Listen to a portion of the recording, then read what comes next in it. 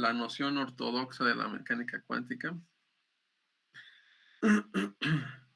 Y recuerden que tiene que ver con, en el sentido de, vamos a hacer esta operación o esta acción de medir, y eso es lo que forza a la función de onda o a la partícula en este caso a tomar un valor bien definido, ¿no? Muy bien.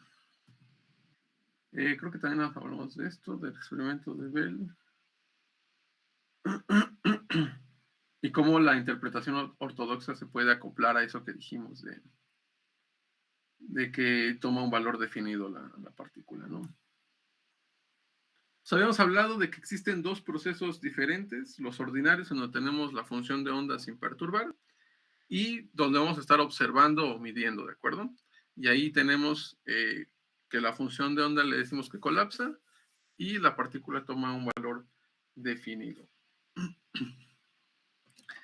De hecho, si ustedes leen algunos libros de mecánica cuántica que se centran un poquito en la parte filosófica, hay una parte muy bonita en el sentido de que si el hecho de medir o de observar el fenómeno forzamos a la partícula a adquirir un valor definido, una posición, por ejemplo, definido, un momento definido, pareciera más que nuestro mero hecho de estar observando el mundo está generando por sí mismo el mundo, ¿no? Estamos forzando al mundo a existir de cierta forma, ¿no?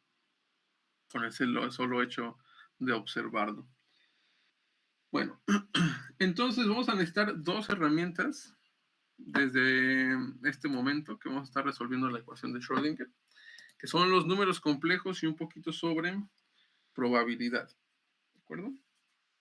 Entonces creo que me dijeron ustedes que no habían visto estas partes de números complejos. Les voy a dar una breve recapitulación un poquito rápida. Si no entienden algunas cosas, pues me pueden ir diciendo. Y después pasaremos un poquito sobre hablar de probabilidad, ¿no? Cómo podemos sacar información a través de la estadística. Vale. Vamos a poner aquí números complejos. Ahora, esto en nombre de números complejos realmente fue, para mí siempre ha sido un problema que lo hayan llamado así. No tiene nada de complejidad el número complejo. Simplemente es otra forma o una forma muy sencilla de resolver un problema. Recuerden que los griegos tenían el problema de resolver esta ecuación, ¿no? X igual a menos 1.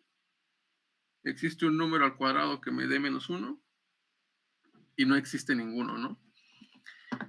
En los reales, recuerden, si X pertenece a los números reales, pues este problema no tiene solución, ¿de acuerdo? Entonces, ¿qué es lo que se hizo? Pues extender nuestra noción de números y proponer que el número que puede resolver esta ecuación sería el siguiente, ¿de acuerdo? Si yo esto lo elevo al cuadrado, pues me da un menos 1, ¿no? Y en este sentido se define el número complejo como la raíz de menos 1, para poder resolver ese problema de x cuadrada igual a menos 1, ¿vale? Y ya después se extendió un poquito más la noción de número. Este sería el número imaginario. El número complejo tendría una parte real y una parte compleja, ¿de acuerdo? Si lo vemos como en conjuntos, imagínense que aquí están los números reales, aquí están los números imaginarios, y el conjunto de ambos, pues, me da los números complejos, ¿no? Es un conjunto muchísimo más grande. Con los números reales ustedes pudieron resolver muchos problemas. Con los números imaginarios se pueden resolver ciertos problemas como este. Y ya con los números complejos extendemos tanto nuestra noción de lo que es un número que nos permite resolver muchos problemas, ¿ok? Entonces, un número complejo se va a definir de la siguiente forma, ¿no? Tenemos una parte real y simplemente le añadimos una parte imaginaria, donde A tendría que ser la parte real y B en este caso es la parte parte imaginaria. ¿De acuerdo? Así es como se define un número complejo. ¿Okay?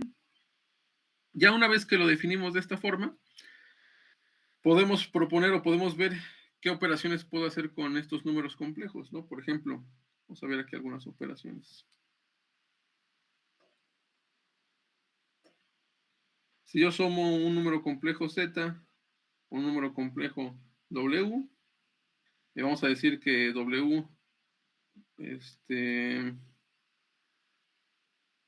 esta forma, ¿perdón? Pues lo único que tengo que hacer es A más IB más C más. Y aquí podría quitar los paréntesis y sumo las cosas que se parecen a un buen. Imaginen, puedo factorizar esta I y me quedaría I por B más D. ¿Sí lo ven? Entonces me quedaría, puedo poner las partes reales son estas, sumo partes reales y sumo partes complejas, ¿no? Partes imaginarias, perdón. A más C y me quedaría más I por B más D, ¿de acuerdo? La forma de sumar números complejos. ¿Sí? También recuerden que en matemáticas las dos operaciones que definen todo lo demás son suma y multiplicación. La resta es una operación especial de suma y la división es una operación especial de multiplicación, ¿vale? Solamente debemos definir dos cosas, ¿no? Ahora, si multiplico dos números complejos, A más IB por C más ID, tengo que seguir, la idea es, como estamos nada más extendiendo la noción de números, lo mejor sería que si ya tengo unas reglitas algebraicas de cómo multiplicar números, de cómo sumar números, extender todavía esas nociones de sumar y multiplicar a estos números conjunto de números complejos, ¿de acuerdo? Por lo tanto, aquí puedo utilizar mis operaciones que yo ya conozco, tanto la distributiva como la asociativa, para poder factorizar esto y poder hacer la multiplicación. Entonces, es como si tuviera un binomio y empezar a multiplicarlo, ¿no? Entonces tengo que multiplicar A por C. Me quedaría AC. Después tendré que multiplicar A por ID, ¿no? Entonces me quedaría más I por DA. Después muevo el siguiente. I por C me quedaría más IB por C. Y la última me quedaría I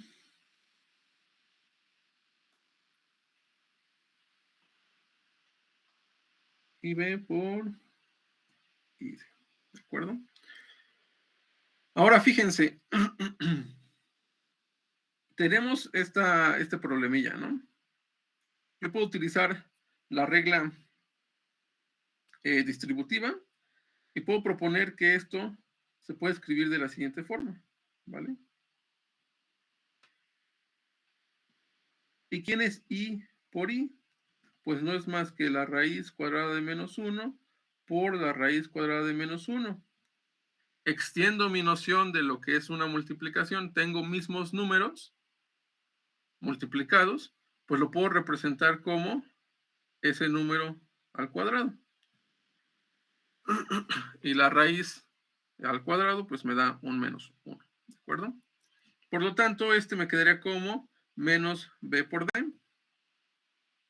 ¿Sí? Si juntamos ya la parte real con la parte imaginaria, me quedaría a por c, que es parte real. Fíjense, menos b por d también es parte real. Y nada más me quedaría lo demás, d por a más b por c. Entonces, la multiplicación de números complejos sigue la misma reglita que cuando ustedes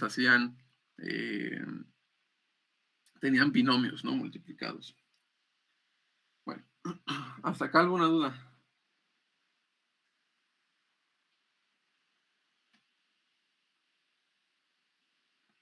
No, de momento. Bueno, entonces vamos a ver dos identidades útiles, ¿no?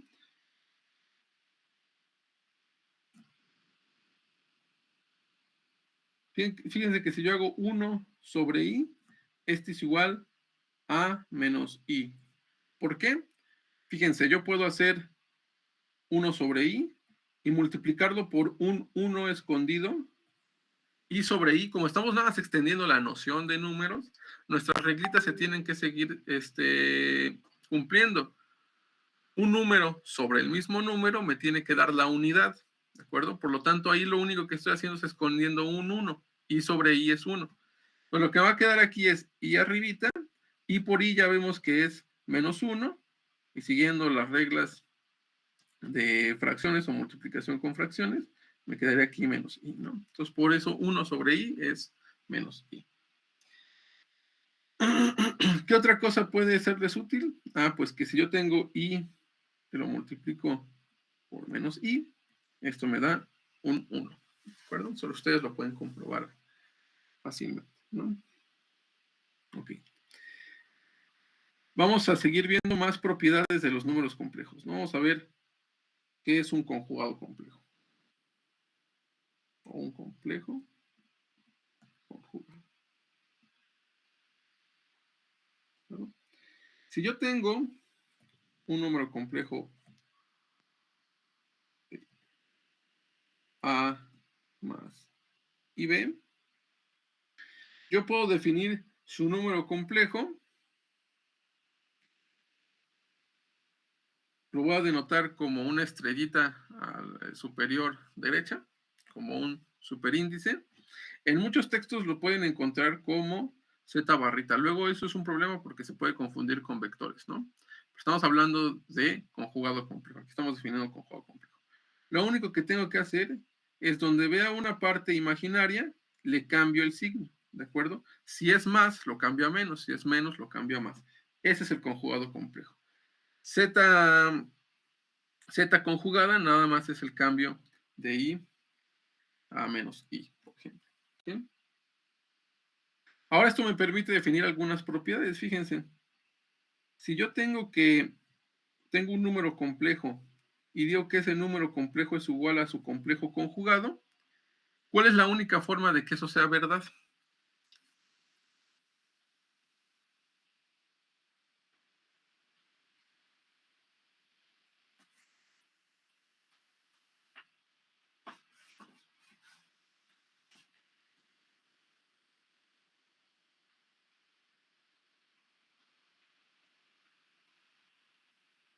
¿Quién me dice? Para que un número complejo sea exactamente igual que su complejo conjugado, ¿qué tiene que pasar?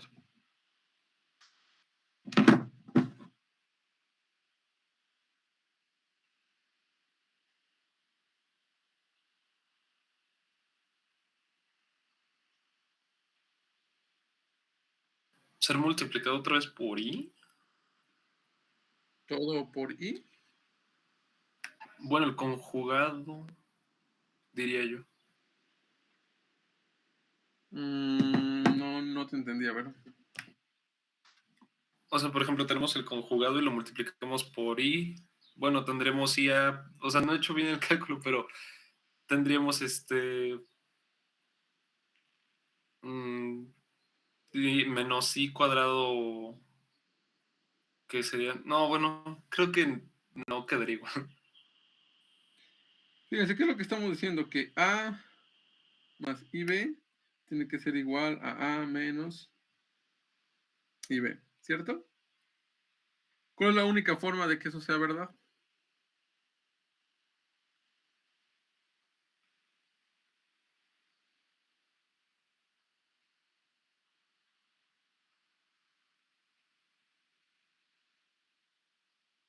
Pues poniendo la parte imaginaria con el signo contrario. ¿Cómo harías eso?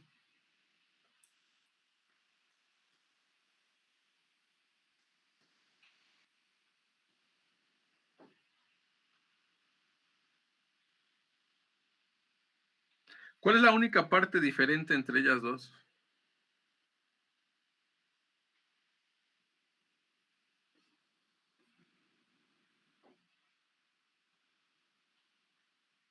A ver, Carolina.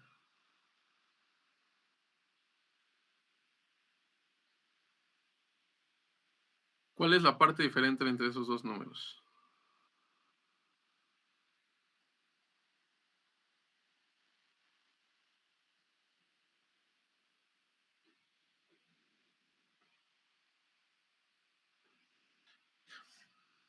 Tal vez una cosa que se me pasó decirles es que A y B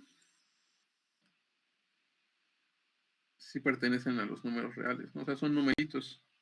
Por ejemplo, 2, 1, 3, pi, lo que sea, ¿no? Entonces, a ver, Carolina, ¿si estás por ahí?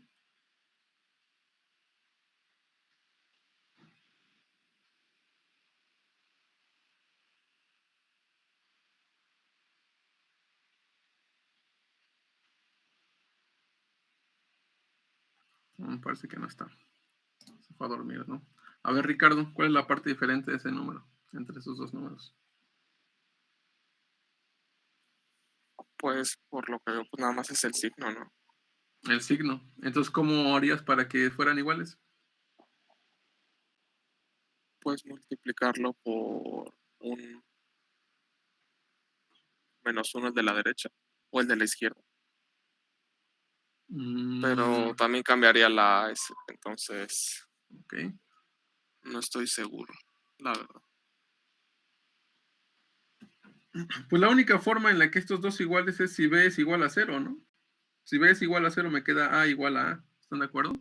Por lo tanto, un número complejo es igual a su conjugado complejo si, solo si, este número es real.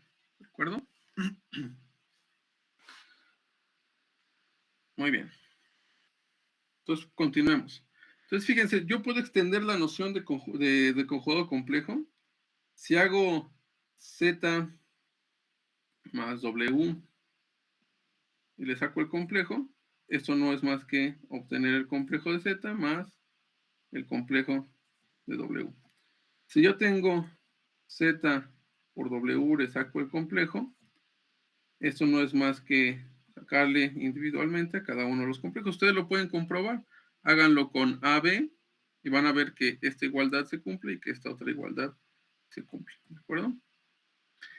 Entonces, como puedo extender la noción de conjugado complejo a una suma y a una multiplicación, ustedes pueden fácilmente inducir que la integral de AB de una función f de t por g de t dt, si a esto le saco el conjugado complejo, sabemos que una integral no es más que el límite cuando una suma en unos diferenciales tiende a infinito, ¿sí? Por lo tanto estamos hablando de sumas.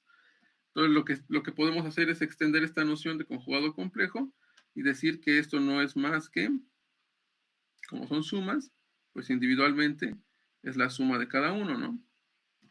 Y como estoy multiplicando dos funciones, recuerden que la multiplicación de funciones no es más que agarrar la función cuando vale tanto por la otra función cuando vale tanto, 1 a 1, ¿de acuerdo? Por lo tanto, puedo utilizar esta definición de multiplicación. Entonces, puedo extender esa noción de conjugado complejo, nada más a la integral, lo puedo meter ahí directamente, ¿no? Ok. Entonces, fíjense, como un número complejo se compone de dos partes, tenemos parte real y parte imaginaria. Yo puedo dibujar esto en un plano. Tengo aquí la línea recta real y una línea recta imaginaria. Aquí tengo todos los números reales, 1, 2, 3, así me voy, ¿no? Y aquí lo que tendría son números puramente imaginarios, ¿no? Y 2, y 3, y 4, ¿de acuerdo?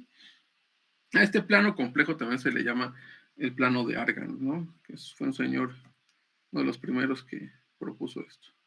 Puede ser plano complejo, o también, muy pocos lo conocen como el plano de Argand, ¿no? Argand. Bueno. Entonces, ¿cuál es la idea? A plantear que A existe en esta recta real y que B existe en esta recta compleja. Por lo tanto, yo podría trazar un vector relacionado con la magnitud, con la parte A y con la parte B, ¿de acuerdo? Entonces, ¿cómo ustedes obtendrían la magnitud? Por ejemplo, si este es, vamos a ponerle R. ¿Cómo obtendrían la magnitud de ese vector?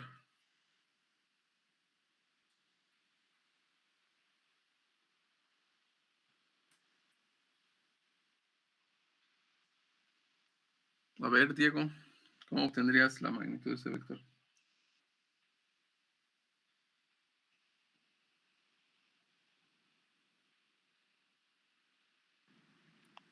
Sí, perdón, profesor, se me estaba cortando. Ajá, ¿cómo obtendrías la magnitud de ese vector?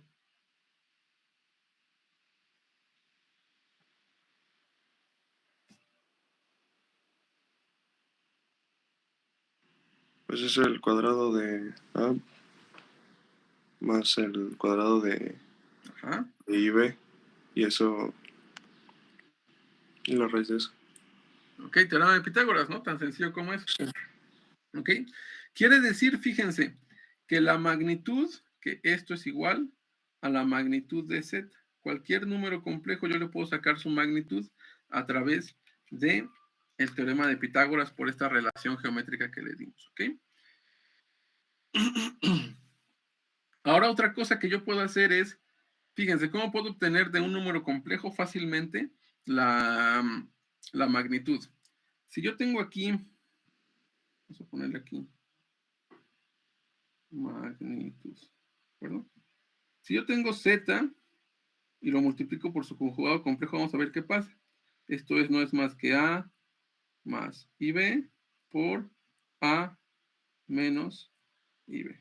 Hacemos la reglita que ya teníamos, ¿no? A por A es A cuadrada. A por menos IB es menos IB por A. Y me queda más IB por A. Y finalmente me queda I cuadrada es menos 1 y aquí me queda más B cuadrada. ¿De acuerdo? Este y este se me hacen 0 y me queda A cuadrada más B cuadrada, que lo podemos relacionar a la magnitud, fíjense. Entonces lo que puedo hacer es decir que Z por su conjugado complejo no es más que la magnitud de Z elevado al cuadrado. ¿Vale? Entonces siempre que tengan algo como la magnitud de un número o una función al cuadrado, no es más que esa función o ese número por su conjugado complejo. ¿Vale? De acuerdo.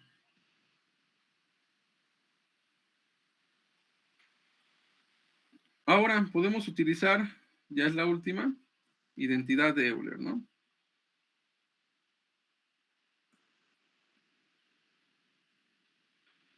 Como nosotros podemos representar ese número complejo a través de este plano complejo, también podemos proponer dos numeritos más, ¿no?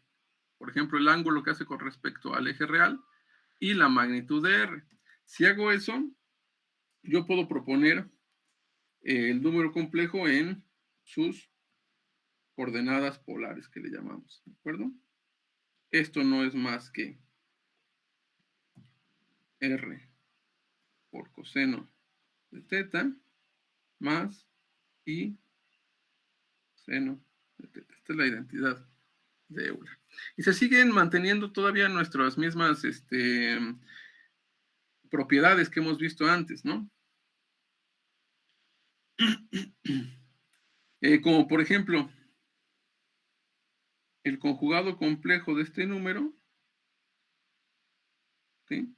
Como R es un número real, fíjense, otra cosa que se me pasó decirlos es que Z o un número complejo por su conjugado complejo siempre me da un número real, porque A es un número real, al cuadrado me va a dar un número real, B es un número real, al cuadrado me da un número real. Esto pertenece a los números reales, ¿de acuerdo?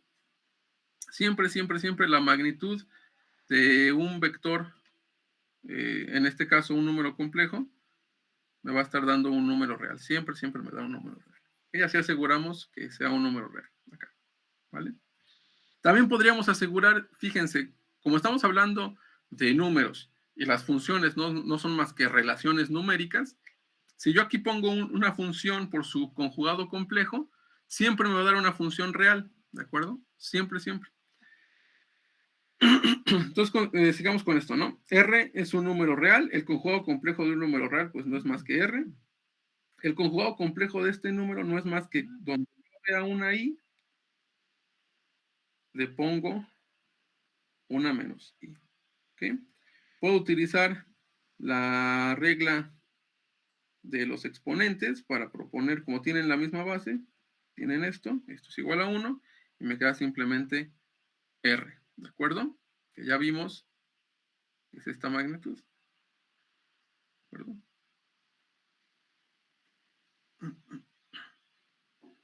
R cuadrada, ¿no? Aquí me falta. Ahí estamos.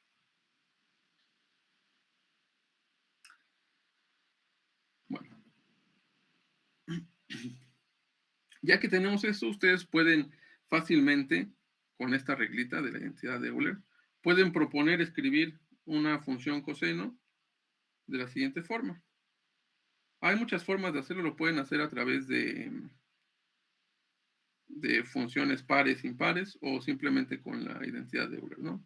Esto no es más que el coseno de teta, y menos sobre 2 y es igual a seno de teta. Son formas de que pueden escribir esas cosas, ¿no? ¿Dónde pueden checar todas estas partes de lo que les acabo de decir? Es en el libro de Oscos, en el apéndice B, ¿no? En lo de lecturas de la transformada de Fourier. Ahí está en el repositorio de los libros que vimos, ¿no? En el apéndice B del libro de Oscos. Okay. ¿Hasta acá alguna duda?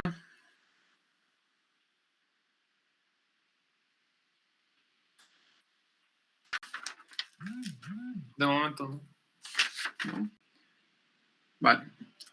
Entonces yo creo que ustedes ya hicieron la tarea que se les había asignado, donde tenían que leer el capítulo de probabilidad. Entonces me voy a ir un poquito más rápido, ¿no?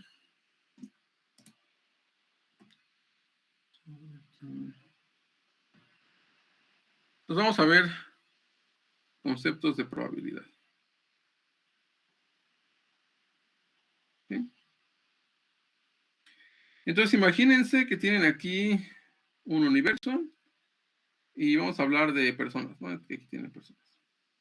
Esas personas tienen diferentes cualidades: edad, peso, altura, género, un montón de cosas, ¿no? Que podemos sacar de esas personas. Todas esas personas son diferentes, ¿de acuerdo?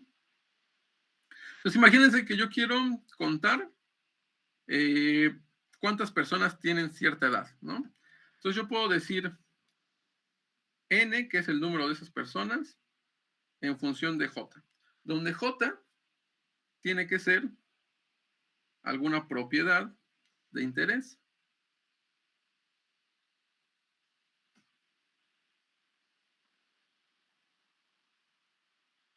¿De acuerdo? Si j es la propiedad de interés, puede ser la edad, por ejemplo, ¿no? O sea, ¿cuántas personas tienen 14 años? Y se verá como n, 14. Y te dice, pues en ese conjunto tienen 3 personas tienen 14 años, ¿no? Por ejemplo. ¿Okay? O cuántas personas pesan 80 kilogramos, ¿no? Ya te dice, pues cuentas y ves cuántas personas tienen 80 kilogramos. Entonces, j lo vamos a resumir como nuestra propiedad de interés, ¿vale? Como todas estas personas, como por ejemplo en este conjunto, lo único que tengo son personas, ¿no? O sea, no tengo carros, no tengo otras cosas, solamente tienen personas, ¿vale? Pues lo que puedo hacer es, si yo sumo a todas las personas de todas las edades, lo que voy a tener es el número total de personas. Eso sí queda claro, ¿cierto? Sí. ¿Sí? Y me puedo preguntar, por ejemplo, si yo escojo al azar a alguna persona con mi propiedad de interés, ¿cuál es la probabilidad de encontrar, por ejemplo, una persona de 14 años con respecto a ese conjunto que yo tengo? ¿Vale? Entonces, lo que tengo que hacer es ver cuántas personas tienen esa propiedad y dividirlo sobre el número total de personas. Eso me va a dar la probabilidad de encontrar a esa persona si yo la escojo al azar. A esto le llamamos P y le ponemos aquí J, ¿no? Es la probabilidad de encontrar a ese objeto o a ese elemento con esa propiedad de interés, ¿vale? Entonces la probabilidad, ¿de acuerdo? La probabilidad de encontrar un elemento con la propiedad J, ¿de acuerdo?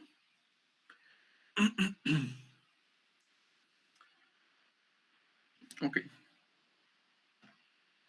Entonces, ¿qué pasa? Fíjense, yo puedo saber cuál es el promedio, por ejemplo, de edades, ¿no? Si mi propiedad de interés es la edad, puedo saber el promedio de edades. ¿Qué es lo que voy a hacer? Ah, pues si yo tengo el número de personas con cierta edad, ¿vale? Y lo divido sobre el número total de personas. Eso me da la probabilidad de encontrar a esa persona con esa edad. Y lo voy a multiplicar por la edad de la persona, ¿vale? Si hago eso, lo que estoy obteniendo es un numerito que me relaciona la probabilidad con el número de personas, ¿ok? Ahora fíjense, esta cantidad es adimensional. Número de objetos sobre número de objetos, pues me va a dar una cantidad adimensional. Lo que voy a tener aquí es dimensiones, por ejemplo, de edad, ¿no? Ahora, si yo sumo a todos los elementos de todas las edades y agarro, por ejemplo, hay 3 con 14 años, pues lo multiplico 3 sobre el número total de personas por los 14 años, eso me da un numerito más y me voy, no sé, a 15 años y lo hago lo mismo. Esto no es más que sacar el promedio, ¿ok? A esto lo vamos a estar denotando como la propiedad de interés y lo encerramos entre esos menores que y mayores que. ¿A qué se refiere esto? Profesor, yo tengo aquí una duda. ¿Por qué sería la sumatoria? Bueno, o sea, por ejemplo, si tener n sobre nj sobre n Ajá, por j, que ajá. no sería, que no eso simplemente representa la cantidad de personas que tendrían, bueno, la cantidad de probabilidad de encontrar una persona de ese elemento que dijo, o sea, Uh-huh. nj sobre n multiplicada por la j, que no ya sería la probabilidad total de encontrar a todas esas personas. No, porque estás multiplicando por otra cosa, ¿no? O sea, ese es otro número. Ya no estás hablando de probabilidad, ¿de acuerdo? Estás hablando de una relación que te va a decir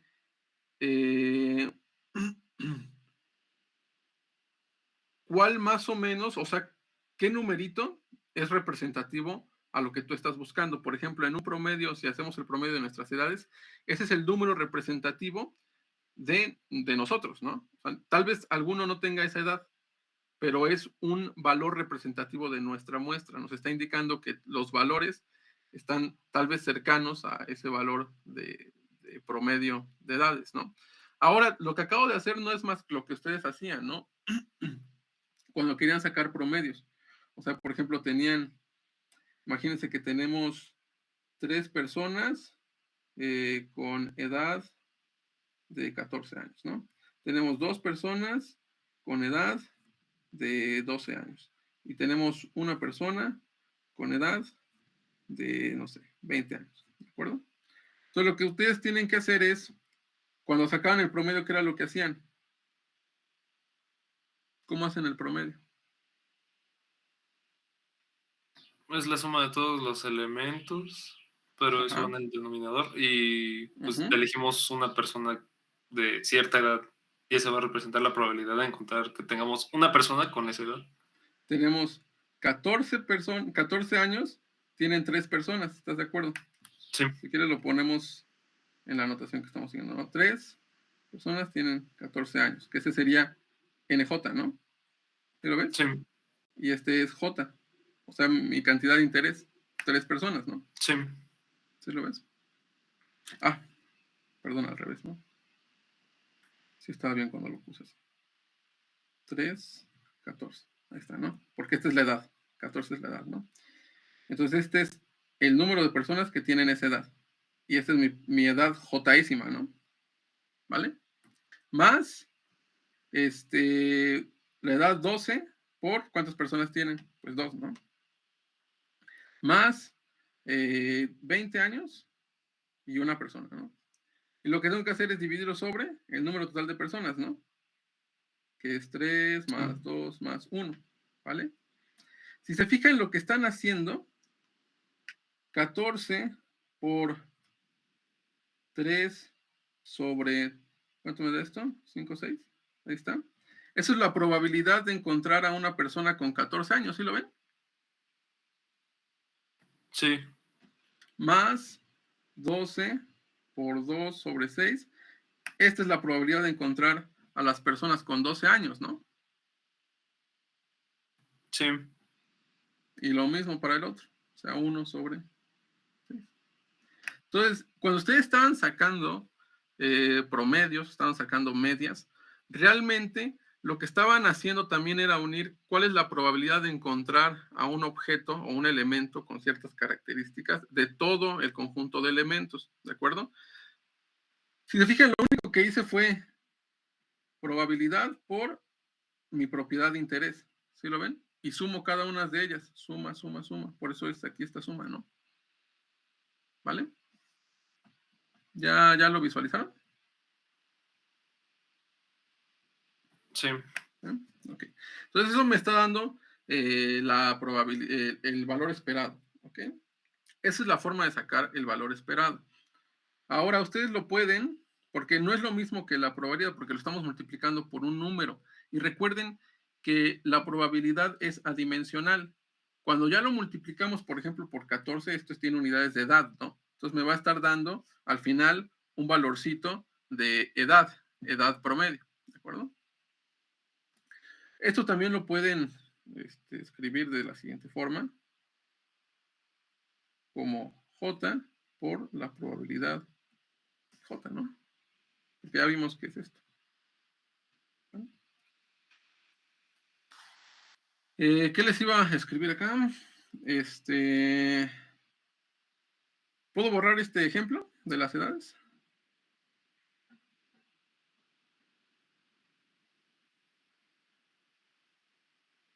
¿Sí?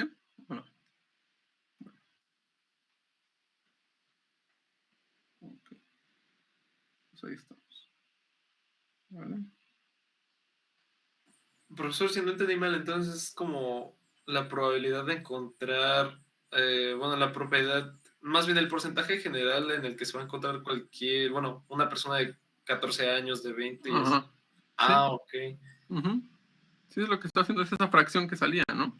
O sea, déjenlo, vuelvo a poner. Ahí está. Si se fijan, lo único que hice, este denominador, como está agarrando a todos los elementos de la suma, lo único que hice fue separarlo, ¿no? O sea, fijen, este 6 se repite en toda la suma. O sea, podría sacar ese 6 y poner todo esto entre 6, ¿no? Sí, ¿vale? Se los puse así para que visualizaran que tenía que ver con esa fracción, o sea, esa probabilidad, ¿vale?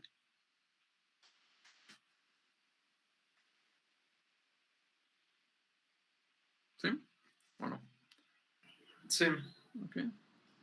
Bueno, entonces, esto que acabamos de encontrar, esto que está entre mayores que y menores que, se le llama valor esperado, que ustedes seguramente en estadística le pusieron el nombrecito de media o promedio, ¿vale? Entonces, en mecánica cuántica le llamamos el valor esperado, ¿no? Y es una lástima que le llamemos así, ahorita vamos a ver por qué. Porque pareciera que me está dando el objeto que tengo más probabilidades, por ejemplo, de obtener, ¿no? En este caso de personas o de cosas, ¿no? Entonces pareciera que me está dando eso, pero vamos a ver que no es tan real, ¿no? Entonces este es el valor esperado de la propiedad de interés.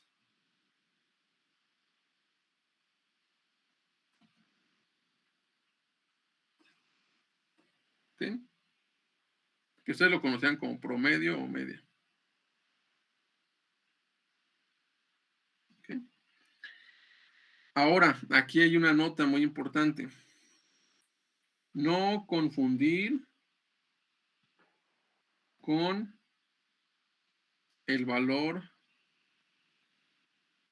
más probable. ¿Okay? No son lo mismo, ¿vale? Imagínense que hacemos un histograma sobre las edades de gente que tenemos y me da algo así, ¿no?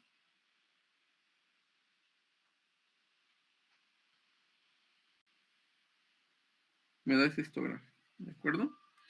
Si ustedes sacan el valor promedio, vean, hay más edades con mayor edad, menor edad, y en medio no hay nada, ¿no?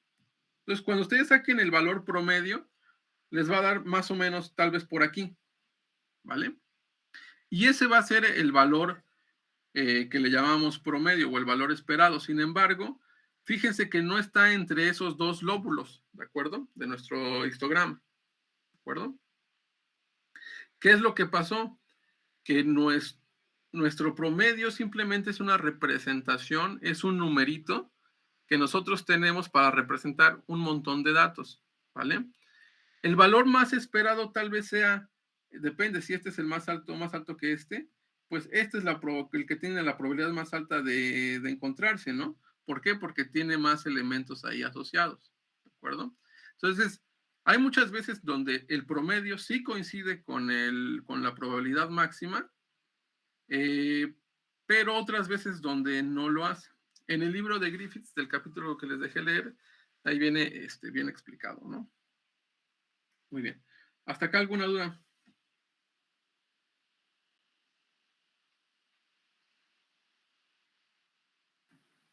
Por mi parte, no. Bueno. Entonces, fíjense, aquí se los puse simplemente como J, ¿no? Pero ustedes pueden tener alguna función en general. Ustedes pueden obtener el promedio de cualquier valor que ustedes quieran. Por ejemplo, si J tiene que ver con personas, pues obtienen la edad, obtienen el peso, todos son función de esas personas, ¿no? Entonces ustedes pueden obtener el valor esperado de cualquier función aplicando estas propiedades, ¿no? Ahí está. Eso es en forma general. Ok. Ahora fíjense. Está muy bien eso del promedio, ¿no? Pero ¿qué pasaría?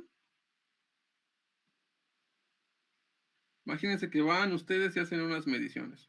Algún, no sé, un experimento de medir distancias con láseres, por ejemplo.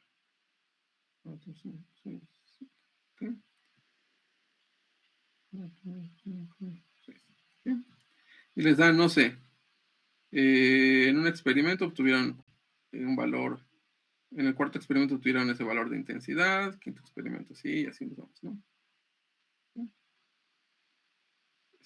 Y les queda esa grafiquita, ¿no? Y van, y como es una práctica de esas que les dejan luego, y en equipos, pues lo tiene que hacer varios equipos, ¿no? Entonces, a ver.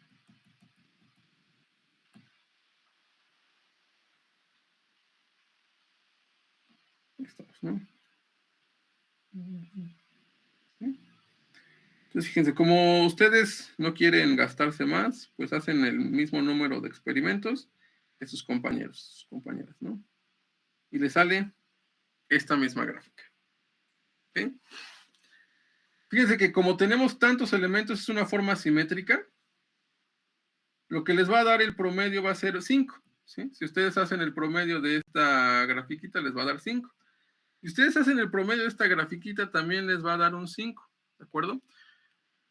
La pregunta es, ¿cómo puedo diferenciar, cómo puedo distinguir estas dos funciones si tienen el mismo valor esperado? ¿Cómo puedo distinguirlas? ¿Ok? La única diferencia entre esas dos gráficas es que una pareciera que está más dispersa y la otra se encuentra más concentrada, ¿de acuerdo? Entonces la diferencia es que los valores con respecto a la media difieren, ¿sí? Cuando tenemos que esos valores con respecto a la media están cambiando, podemos asignar otro numerito que me va a estar diciendo qué tan dispersas están mis datos de la media. Y a ese numerito le llamo desviación estándar. En el libro de Griffiths ustedes pueden encontrar por qué la desviación estándar tiene esta forma, ¿no? Y así ustedes pueden encontrar fácilmente la desviación estándar.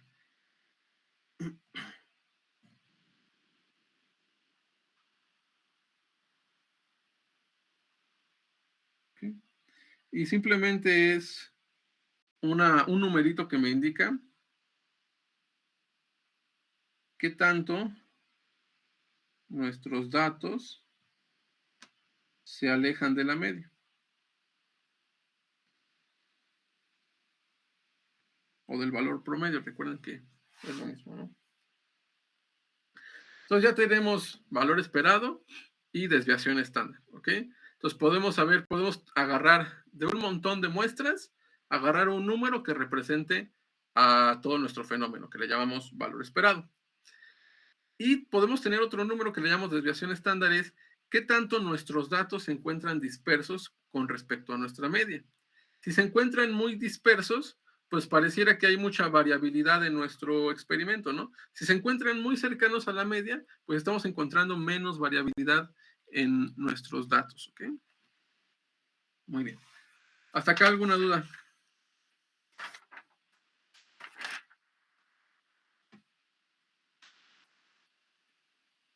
No. Bueno, otra propiedad que me faltó ponerles acá, que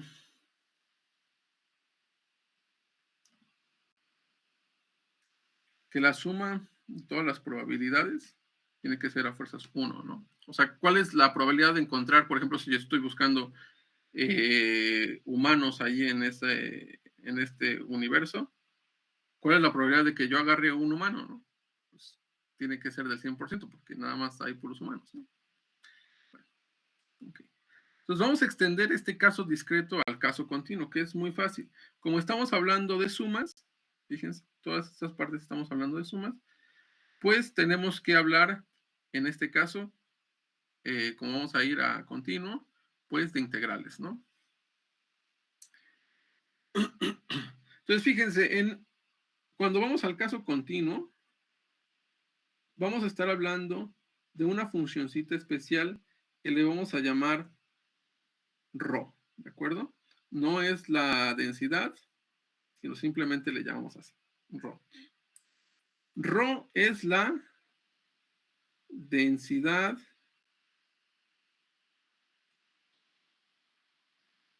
de probabilidad. ¿De acuerdo? Ahorita en la presentación les voy a dar bien la definición que es esta densidad de probabilidad. ¿Por qué no le llamamos probabilidad, no? Ahora, fíjense. Ya en el caso continuo voy a tener, por ejemplo, una funcioncita de esta forma, ¿no? Dependiendo del caso que ustedes estén haciendo. La densidad de probabilidad no es más que esa línea que están pintando ahí, es esa función. Va a haber una relación funcional entre los valores de X y los valores de ρx, ¿de acuerdo? Si yo quiero saber la probabilidad de encontrar algún objeto, no puedo estar hablando de un caso puntual. ¿Por qué? Porque la probabilidad sería 0, es lo que habíamos visto en el caso continuo de un dardo, ¿no? ¿Cuál es la probabilidad de darle a un punto? Pues es 0, ¿no? Tenemos que hacer en un pequeño rango, ¿de acuerdo? Por lo tanto, la densidad de probabilidad no tiene como si un sentido físico. Lo que va a tener ya un sentido físico es calcular el área bajo la curva de ρ. Entonces, aquí tengo aquí a x y aquí me voy a un pequeño diferencial. Ya puedo calcular yo la integral. Por ejemplo, en ese caso, de algún lado, ¿no? Bueno, si quieren lo hacemos primero así. Entonces, ρx por dx, esto es lo que me va a dar. Esto sí ya es la probabilidad de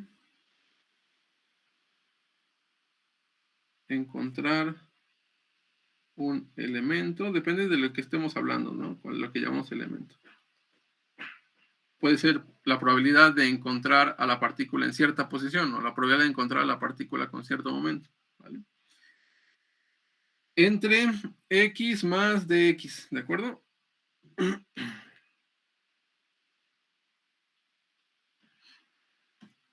Ahora, si nosotros sabemos que la probabilidad, ¿cuál es la probabilidad, por ejemplo, si tenemos una partícula y tenemos posición? ¿Cuál es la probabilidad de encontrar a la partícula en todo el espacio? Pues tiene que ser 1, ¿no? Porque la partícula existe. Por lo tanto, si yo agarro todo el espacio e integro toda mi densidad de probabilidad, esto tiene que ser a fuerzas 1, ¿de acuerdo? ¿Por qué? Porque si estoy hablando, por ejemplo, si esa densidad de probabilidad está diciendo el comportamiento de edades de los seres humanos, si agarran e integran para todas las edades, pues tiene que haber por lo menos una persona con esa edad, ¿no? O con alguna edad. ¿Hasta acá alguna duda? ¿No?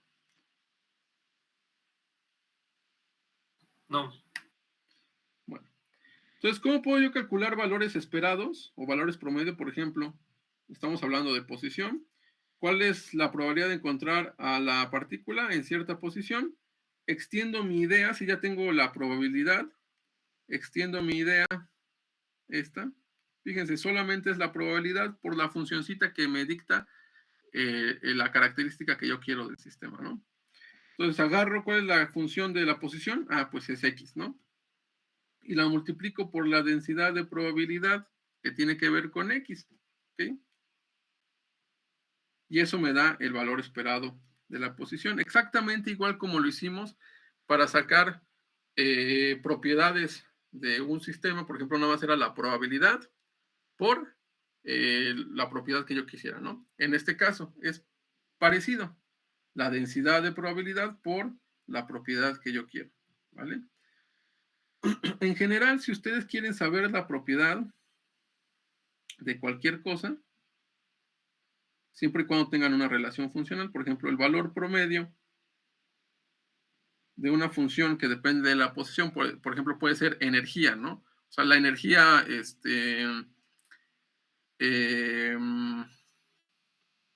potencial, que depende de la posición, puedo sacar el valor promedio de la energía potencial, ¿no? ¿Cómo lo puedo hacer? Ah, pues simplemente, como ya tengo una función que depende de la posición, lo único que tengo que hacer es a esa función la multiplico por la densidad de probabilidad y obtengo el valor esperado, ¿ok? Esa es la forma general, ¿ok?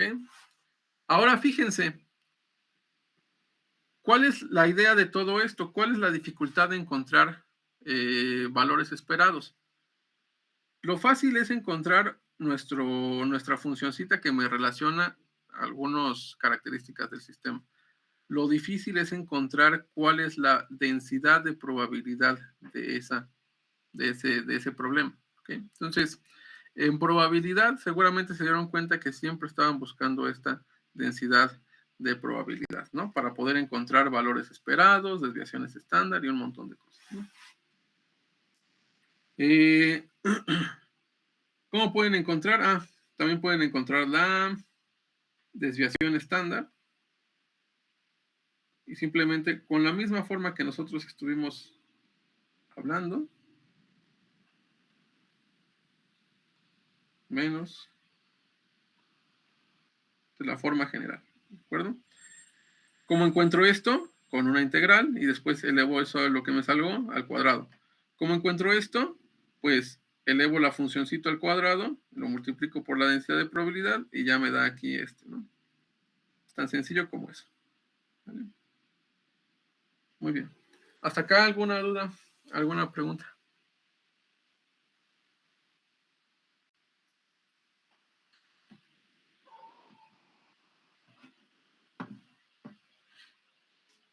¿No? ¿Todo bien?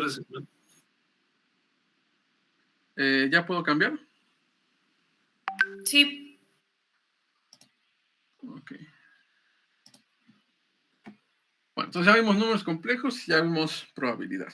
¿Ok? Entonces, algunos conceptos que les tienen que quedar claros. El promedio o valor esperado va a ser ese número que mide una tendencia central de un grupo de lo que ustedes estén estudiando. ¿Ok? Ahora, existen diferentes tipos de valores esperados. Ustedes habrán visto la media, la mediana y la moda. La más común de utilizar es el promedio. ¿Okay? Recuerden que el promedio nada más es ese número que me indica alguna tendencia a mi fenómeno que estoy estudiando. ¿Vale? Y aquí les pongo, ¿no? El valor esperado es obtenido por la media. ¿Okay? Y la media, la media aritmética, se puede obtener a partir de la suma de los elementos del conjunto sobre el número de elementos del conjunto. ¿Okay? Recuerden que la media, mediana y moda pueden ser diferentes, no siempre son la misma. Por ejemplo, en esta gráfica que ven aquí, la media quedaría de este lado. Y fíjense, ¿qué es lo que me dice la media? Me dice que tengo tanta área de este lado como tanta área de este lado. Es como si quisiera equilibrar la media, ¿de acuerdo? La mediana tiene que ver con ordenamiento de datos y cómo se relaciona, ¿no? Y ya la moda sí tiene que ver con los valores máximos de mi funcioncita que estoy ahí observando, ¿no?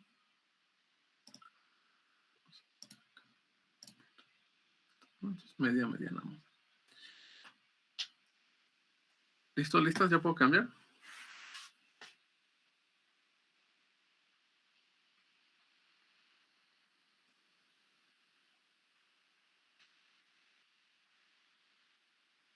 Sí.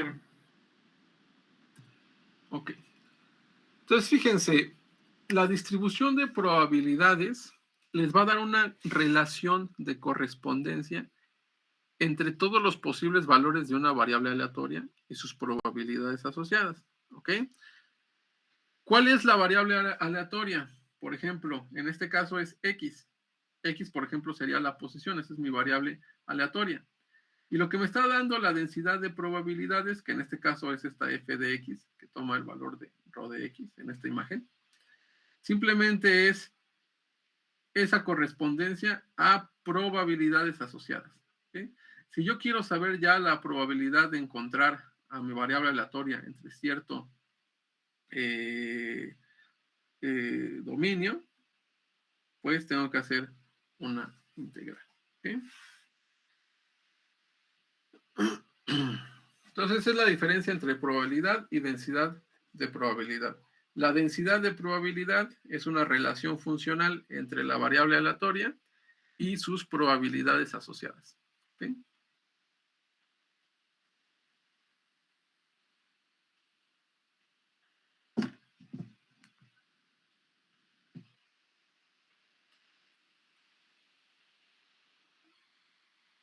¿Listos? ¿Listas? ¿Puedo cambiar?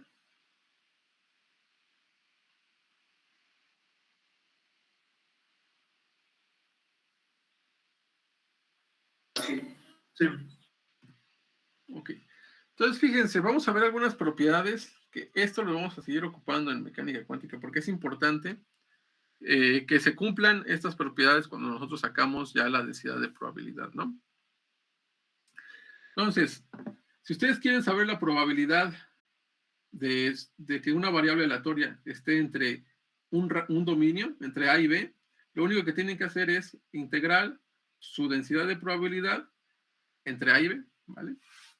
Es la forma de sacar la probabilidad. Entonces, si tienen su densidad de probabilidad, ustedes pueden sacar la probabilidad de que un evento pase entre cierto dominio, ¿no? Ahora, la densidad de probabilidad es una función no negativa, ¿vale? ¿Por qué es una función no negativa? ¿Cómo ustedes interpretarían una probabilidad negativa? No existe, ¿de acuerdo? Por eso es que le tenemos que decir que nuestra densidad de probabilidad siempre sea una función no negativa, en el sentido de que todas las relaciones que haya entre la variable aleatoria, que en este caso es x, siempre me den números positivos. ¿Okay? Siempre. Y otra cosa es que la integral es convergente, ¿de acuerdo? ¿Qué quiere decir? Que si yo agarro de todo el espacio de mi variable aleatoria y lo integro, pues existe una probabilidad de 1 de que pase algún evento que describe mi variable aleatoria, ¿vale? Otra propiedad que no les puse ahí, si quieren, lo podemos apuntar acá.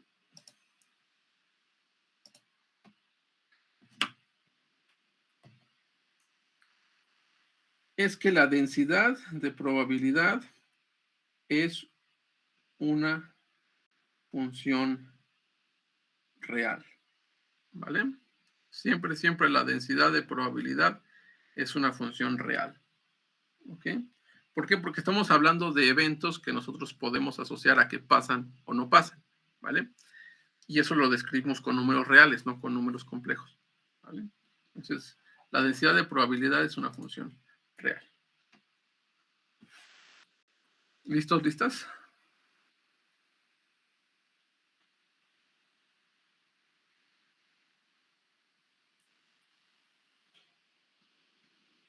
¿Sí? Sí, ya. Ok, muy bien. Ahora sí ya vamos a hablar sobre esta función de onda. ¿Sí? Y fíjense, ahí ya están notando algo de lo que acabamos de ver. Una función, ya sabíamos que psi es una función compleja, porque la ecuación de Schrödinger es una ecuación diferencial compleja, ¿no? Entonces esta es una función compleja. Módulo al cuadrado, ¿a qué es igual a esto?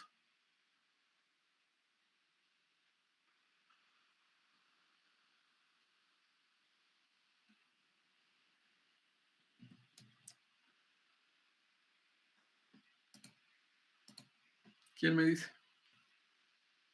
Si tengo mi función de onda,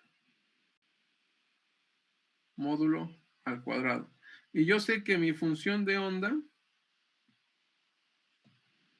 es compleja, ¿no? Por la ecuación de Schrödinger. ¿A qué es igual a ¿O esto? se refiere a qué se obtiene gráficamente? ¿O No, de las relaciones de números complejos que vimos, ¿cómo puedo representar también el módulo al cuadrado de una función compleja? Teníamos otra forma de representarlo. Era la función compleja por ¿quién? Su complejo por su conjugado, ¿no? conjugado? ¿Vale? ¿Y qué pasa si yo tengo una función por su complejo conjugado? ¿Es una función compleja o es una función real? Habíamos dicho que se vuelve real. Es una función real. Entonces, esta interpretación de Born no fue nada más porque se le ocurrió a Born. Si tenemos que la función de onda es una función compleja y yo no puedo asignarle cosas que puedo medir a números complejos, lo que puedo hacer es llevar esa función a ser real. ¿Cómo lo puedo hacer? Lo multiplico por su conjugado complejo. Si agarro y lo multiplico por su conjugado complejo, me va a dar una función real. Ahora, fíjense muy bien. Un número al cuadrado siempre es positivo, ¿cierto? ¿Sí? ¿O no? Sí. Por lo tanto, fíjense en esta ecuacioncita. La función de onda por su conjugado complejo es una función real.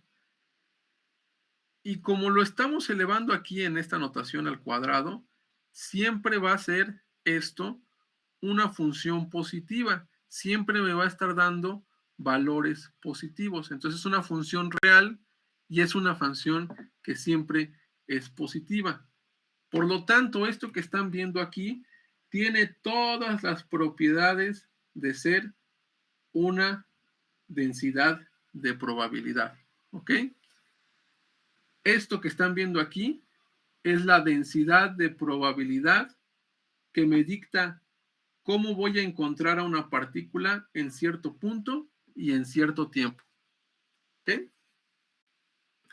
Entonces, si siguen ustedes las reglas de la densidad de probabilidad, van a obtener lo siguiente. Lo único que hice fue sustituir en la ecuación donde teníamos esta ρ de x, sustituye esta funcioncita, el módulo al cuadrado, y lo integro en todo el espacio, pues tiene que ser un 1. ¿Por qué? Porque la partícula, si existe, tiene que estar a fuerzas en algún lado. ¿Ok? Si no se cumple esto, la interpretación estadística no tendría ningún sentido. ¿Ok? Si tenemos ahí una partícula, pues esa partícula tiene que existir en algún lado, en algún punto del espacio, en algún momento en el tiempo. ¿Ok? ¿Listos? ¿Listas? Espera un momento, por favor. Uh-huh.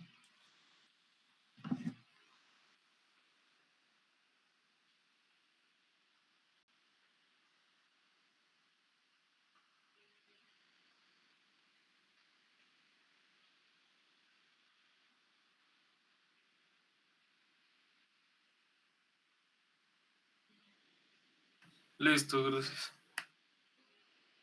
Ajá.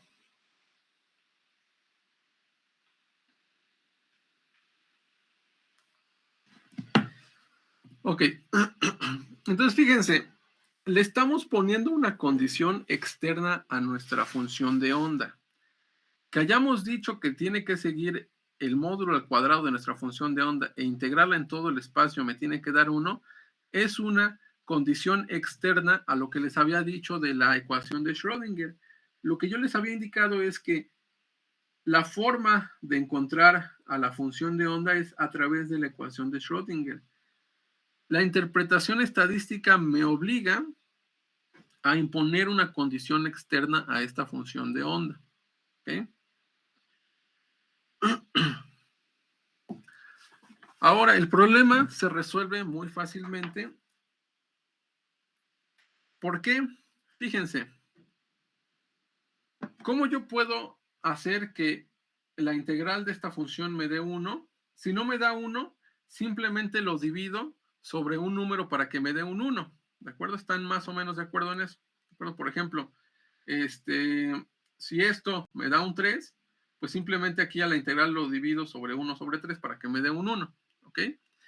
A ese proceso para que esta integral me dé un 1 se le llama proceso de normalización, para que la probabilidad de encontrar a la partícula en algún momento en el espacio, en algún punto en el espacio, me dé un 1. ¿Por qué puedo hacer eso? Fíjense, lo único que les dije aquí es multiplicar a esta parte por 1/3. Y por la propiedad de linealidad de la integral, ese factor multiplicativo se saldría. ¿Están de acuerdo? ¿Vale? Entonces, lo único que estoy haciendo es multiplicar a la función de onda. Fíjense, vamos a hacerlo acá, ¿no? Si no me da un 1, lo único que tengo que hacer es multiplicar aquí estamos hablando de normalización, ¿no? ¿Sí? Lo único que tengo que hacer, imagínense que la integral desde menos infinito a infinito me da, no sé, 5.1, ¿vale?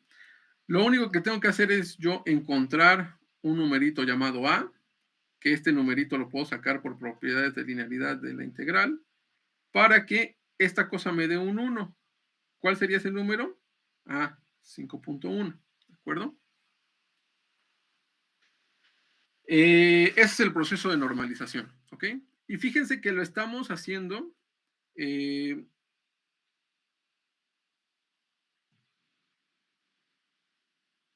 una forma, déjenles pongo acá. O sea, si yo metería aquí un numerito b al cuadrado, ¿no? Número real. Para que esta integral me dé menos infinito a infinito, me dé un 1. Entonces ese numerito b tiene que tener unas características para que me dé 1. ¿Por qué puedo hacer eso? ¿O por qué tiene sentido hacer eso? ¿Y por qué no estamos alterando nada de lo que dijo la ecuación de Schrödinger? ¿Vale? Entonces fíjense bien en la ecuación de Schrödinger. Les pongo acá. ¿Dónde está esto? La presentación acá está. Fíjense bien en la ecuación de Schrödinger, ¿no?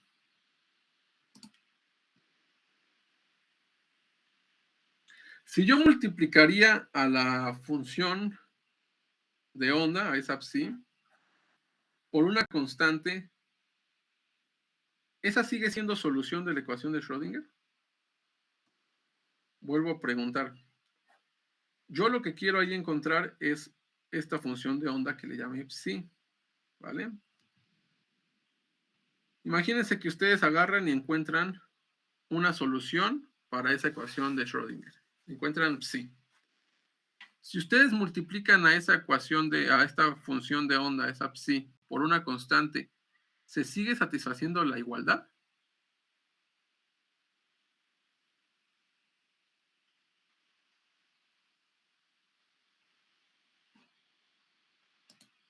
Vamos a hacerlo acá, ¿no? ¿A qué me refiero? Si ya encontré a psi que resuelva esta ecuación, y estoy diciendo que para normalizar tengo que encontrar un factor multiplicativo a psi, entonces ese factor multiplicativo tiene que ser tal para que la solución, vamos a ponerla acá, ¿verdad? Para que la solución de la ecuación de Schrödinger se siga manteniendo. Entonces, fíjense, si yo le pongo ahí un factor multiplicativo a esta función de onda,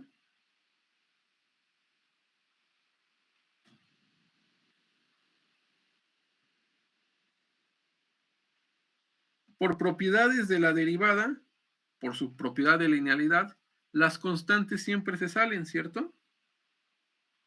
Y aquí me quedaría A que multiplica, y aquí me quedaría A que multiplica.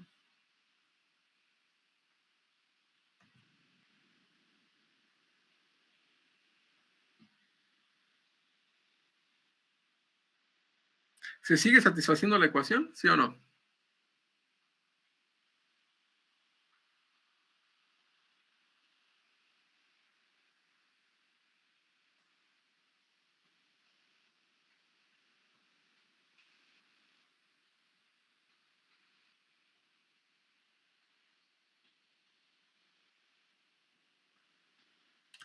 ¿Sí o no, chicos, chicas?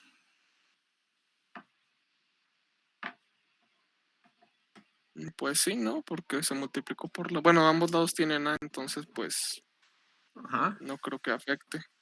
exactamente, se sigue manteniendo la misma igualdad. Por lo tanto, si ustedes obtienen una solución a la ecuación de Schrödinger, dependiendo del problema que tengan, y eso lo multiplican por una constante a la ecuación de Schrödinger, se sigue manteniendo la igualdad. ¿Qué quiere decir?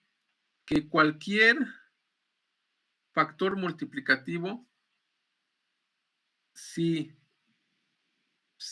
es solución,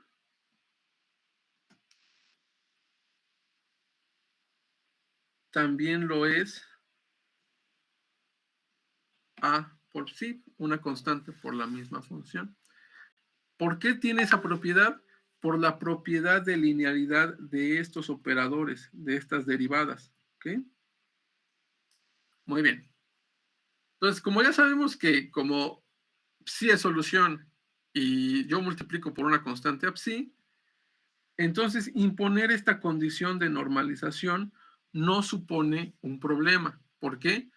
Porque meter ahí una constante no altera la igualdad en la ecuación de Schrödinger.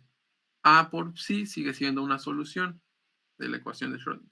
¿Okay? Por eso podemos hacer este proceso de normalización. ¿Quieren copiar algo o ya puedo cambiar?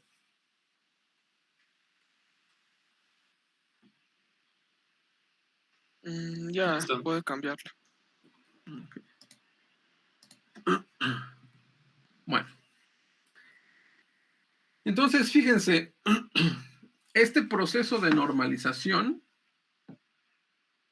consiste en encontrar un factor multiplicativo para que esta condición se cumpla, ¿vale? Esta es la condición para normalizar. Que la probabilidad de encontrar a la partícula en algún punto en el espacio, pues sea 1, ¿vale?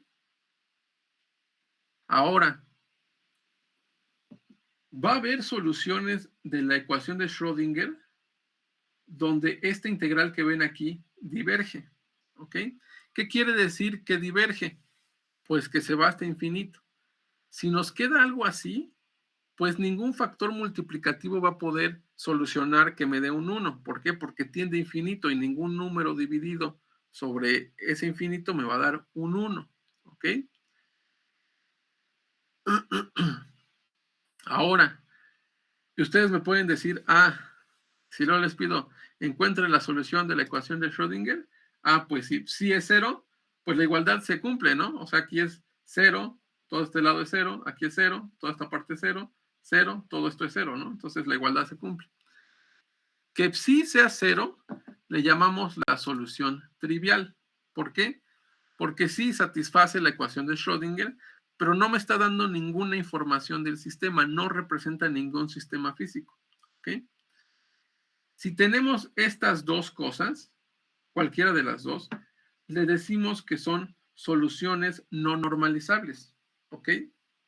Y como no son normalizables, no van a poder representar partículas ni ningún fenómeno en mecánica cuántica. Y estas soluciones tienen que ser rechazados. ¿Ok? Solamente los estados físicos que pueden ser medidos realizables son soluciones de cuadrado integrables, ¿no? ¿Qué quiere decir que sean soluciones de cuadrado integrables? O sea, que a la función de onda le saco el módulo al cuadrado, la integro y que me dé un 1. A eso se refiere soluciones de cuadrado integrables, ¿ok? Que tengan esta propiedad. Todas las funciones que diverjan, que puedan ser normalizables, son soluciones cuadrado integrables, ¿no? ¿Por qué? Porque son funciones que puedes integrar y además son funciones que también puedes elevar al cuadrado, ¿no?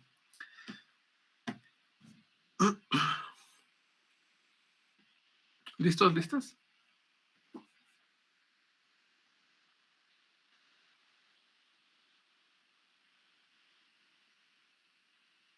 Sí.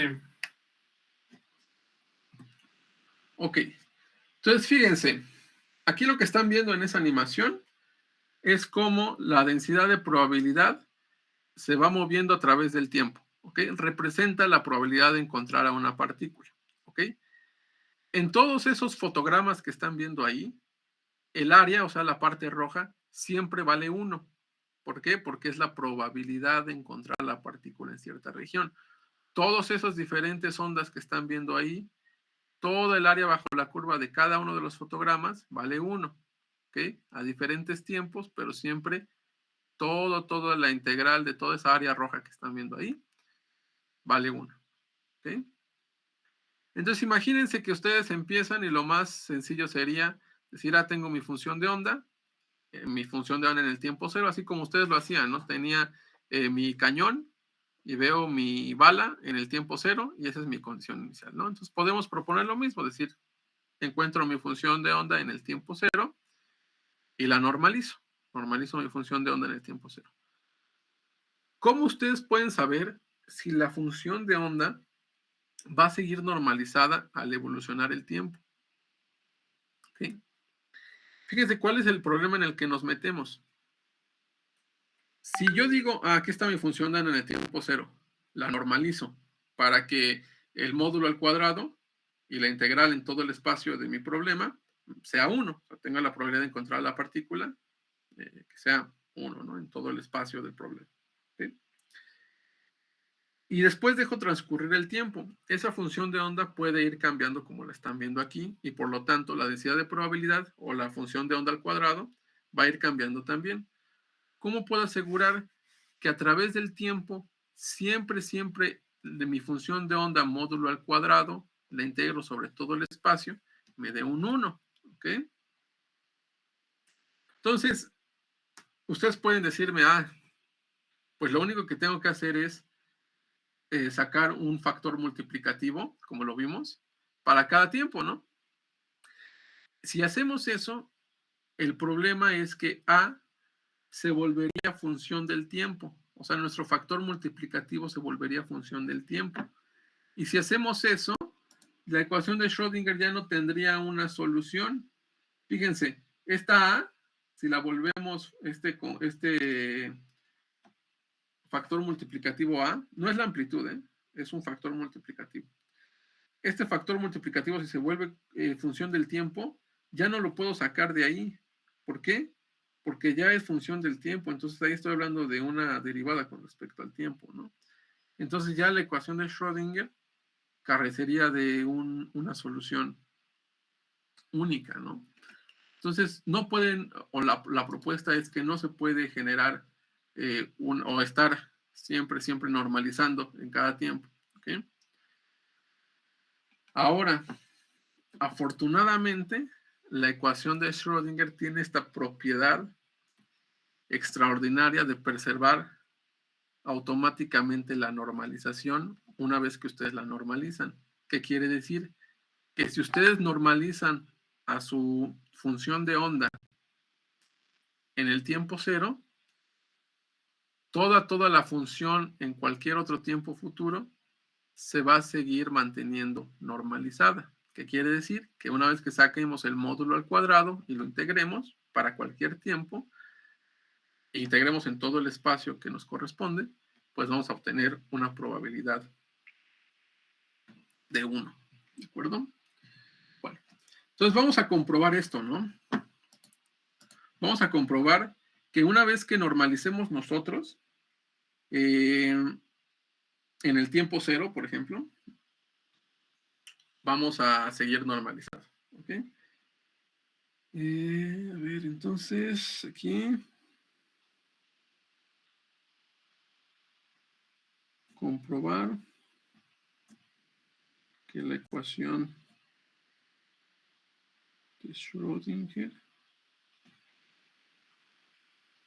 mantiene la normalización. ¿Ok? Entonces, fíjense, ¿cuál es mi pregunta? Yo sé que tengo esta parte de normalizar, ¿de acuerdo? Tengo mi función de onda, módulo al cuadrado, y eso me está diciendo la probabilidad de encontrar a la partícula, ¿no? Ahora, si yo normalizo y después dejo transcurrir el tiempo, la idea es que se siga manteniendo esa normalización. ¿Qué otra cosa puedo hacer para comprobar que esa normalización se sigue manteniendo? Es preguntar, ¿esta funcioncita cambia con el tiempo? O sea, si yo saco esta integral en todo el espacio, módulo al cuadrado de mi función de onda, ¿va a cambiar en el tiempo? Si cambia en el tiempo, entonces yo puedo calcular pequeños diferenciales que me van indicando cómo va cambiando. Por lo tanto, yo puedo sacar el cambio con respecto al tiempo de esta forma. ¿De acuerdo? ¿Qué es lo que estoy preguntando? Es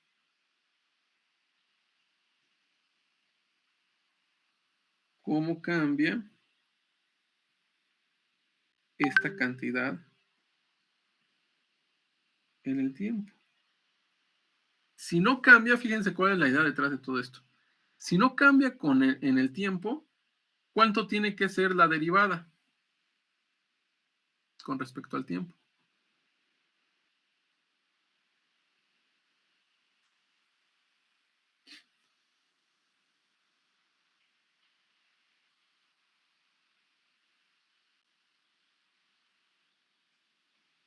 Si esta cantidad no cambia con respecto al tiempo, ¿cuánto tiene que valer la derivada de esa cantidad con respecto al tiempo? 0. 0, ¿de acuerdo? Entonces la idea es encontrar si esta cantidad con esta derivada me da 0. ¿Ok? Entonces la idea es encontrar esta derivada. ¿Ok? Entonces fíjense, como yo tengo una derivada de solamente una variable, yo la puedo introducir ahí a la integral de la siguiente forma, como una derivada parcial. ¿Por qué con una derivada parcial? Porque mi función phi, mi función de onda, depende tanto del tiempo como del espacio. Entonces, por lo tanto, puedo meterla ahí. Ahora, no estoy alterando, y fíjense, ustedes van a poder meter este operador derivada ahí dentro de la integral, siempre y cuando estén derivando con respecto a la otra, estén integrando con respecto a otra variable, ¿de acuerdo? Por eso la puse ahí como parcial, es una derivada parcial. ¿Okay? Bueno, eso es lo primero que podemos hacer. ¿Okay? Entonces la idea es, ya no estoy buscando cómo cambia este, ahora voy a buscar si este cambia con respecto al tiempo. ¿Okay?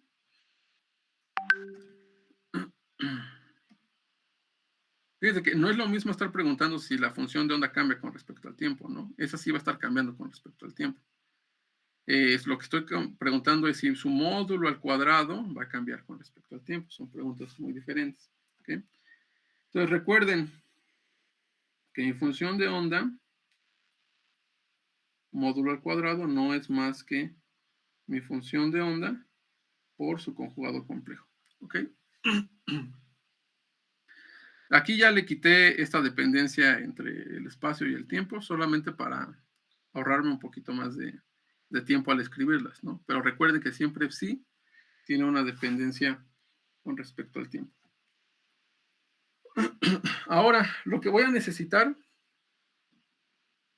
es hacer esta derivada parcial, ¿no? Entonces, fíjense, yo puedo hacer lo siguiente. Voy a expresar eso que está dentro de la integral. En lugar de módulo al cuadrado, lo voy a poner como su conjugado complejo. ¿Ok? Hasta acá no hay alguna duda. Esto lo escribí como esto, con esta propiedad. ¿Vale? Bueno, ya vimos por qué eso es cierto, ¿no? Ahora, ¿qué es lo que tengo? La multiplicación de dos funciones. Por lo tanto, la derivada de la multiplicación de dos funciones tiene una reglita muy simple, ¿no? O sea, es el primero por la derivada del segundo más el segundo por la derivada del primero. ¿Okay? Entonces, estas son derivadas parciales porque, recuerden, phi depende de dos variables, x y dt. Y aquí nada estamos derivando con respecto al tiempo. ¿Okay? Bueno, entonces ya sacamos un primer resultado que me puede ser útil. ¿Ok? Entonces, fíjense, de la ecuación de Schrödinger, yo sé, voy a expresar a la ecuación de Schrödinger un poquito diferente. Voy a pasar este para acá y voy a dejar solito a esta derivada con respecto al tiempo. Lo único que hice ahí en la ecuación de Schrödinger. Entonces me queda la derivada parcial de psi con respecto al tiempo. Ya una vez que haga eso que les acabo de indicar, me va a quedar I por H barra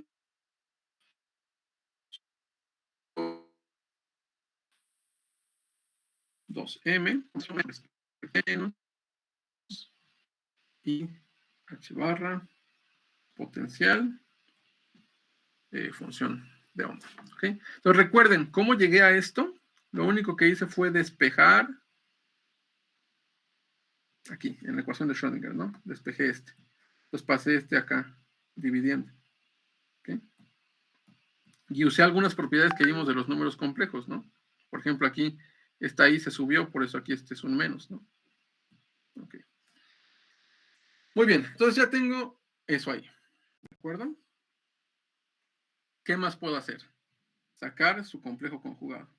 ¿Por qué estoy haciendo esto? Porque fíjense, de este lado tengo la derivada de la función de onda con respecto al tiempo, y de este otro lado tengo la función de onda compleja conjugada con respecto al tiempo. Entonces lo que puedo hacer es, bueno, fíjense, ya saqué cómo es la derivada de la función de onda con respecto al tiempo con respecto a la ecuación de Schrödinger. Entonces lo único que voy a hacer es sustituir esas donde aparezcan, ¿vale? Y me voy a dar cuenta que eso me va a llevar a una solución de la derivada que estábamos buscando. Esta que está acá. ¿Vale? Muy bien, entonces saco el complejo conjugado. Recuerden, el complejo conjugado es donde vea una i, le pongo menos i. Ahí está. ¿Vale? Como la función de onda también es una función compleja y la derivada es una función lineal, le puedo meter ahí el complejo conjugado sin ningún problema. ¿Vale? Menos i, pues más i. Ahí está. ¿Okay? El potencial es una función real, entonces esa no es su mismo complejo conjugado, es ella misma, ¿no? Y acá estamos, ¿vale? Entonces ya tengo dos ecuaciones que me pueden servir, ¿vale? Déjenme pasar esta para acá porque la vamos a necesitar. Nada más para que se vea, ¿no?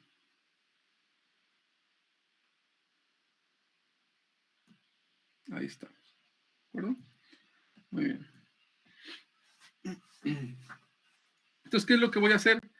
Fíjense, ya sé cuánto vale esta, que es la de que está acá arriba, y ya sé cuánto vale esta, que es la que está acá abajo, ¿vale? Por lo tanto, nada más lo único que tengo que hacer, si quiero sacar el cambio con respecto al tiempo de esta módulo al cuadrado, lo único que tengo que hacer es sustituir todo eso, ¿no? Entonces vamos a hacerlo. Atentos, atentas, por si se me pasa algo, me dicen, si no, no vamos a llegar a ningún lado, ¿eh? Entonces, aquí tengo, ¿sí? Después, esta derivada de la función de onda complejo conjugado no es más que menos i h barra sobre 2m, derivada parcial de la función compleja conjugada, cuadrada, ¿vale? Sigamos bien, ¿sí? Más i por h barra potencial función de onda compleja conjugada, ¿vale? Si quieren le ponemos nombre, ¿no? Este es 1 y este es 2. Y fíjense, este es 2 y este es 1, ¿no? Entonces lo único que sustituye aquí es 2, ¿vale? Más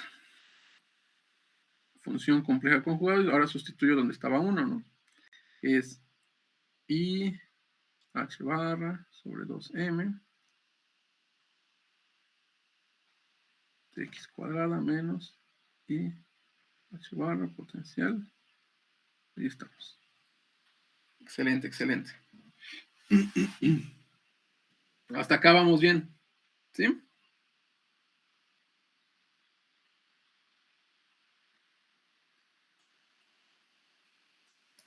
Sí, profe. Ok. Entonces, déjenme checar si podemos hacer algo más. Fíjense, este por este es lo mismo que este por este, ¿sí lo ven? Son igualitos. Solamente, ¿qué pasa? Cambia el signo, ¿no? ¿Sí lo ven? ¿O quieren que lo desarrolle completo? No, sí se ve. ¿Verdad? Ok. Entonces, por lo tanto, eso me va a dar un cerote ahí, ¿no? Ok. Por lo tanto, me quedaría algo como esto, ¿no? Vamos a ponerlo acá.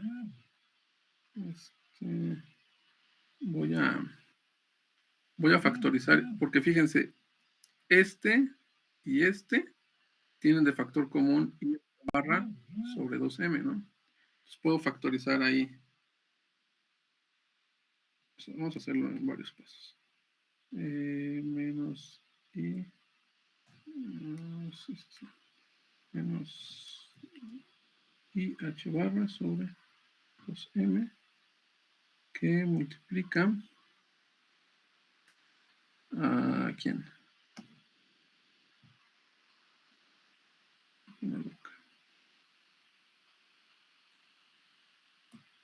Porque si lo hago en un solo paso, luego se me pueden perder.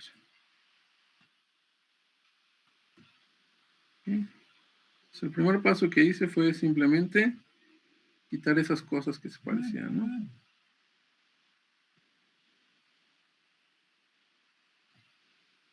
Ahí estamos. ¿Vale? ¿Qué más puedo hacer ahí?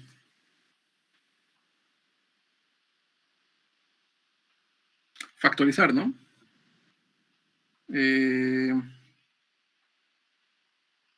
Vamos a poner aquí A menos A y H barra sobre 2M y factorizo. Me va a quedar sí, segunda derivada con respecto a X, sí compleja conjugada. Pero esta me quedaría menos, ¿no? Por el menos que está ahí. Vamos a ponerla acá. Menos. Y la otra me quedaría como sí complejo conjugado. Derivada, segunda derivada. ¿Vale? ¿Sí se ve lo que hice?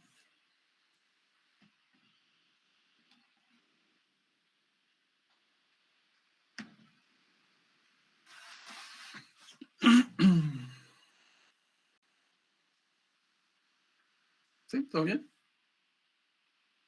Ok.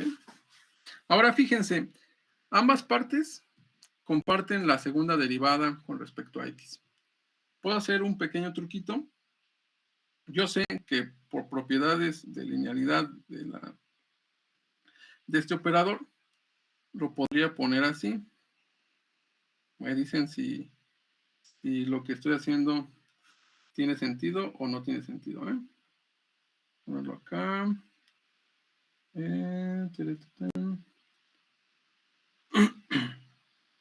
Por compleja conjugada. Lo único que hice fue sacar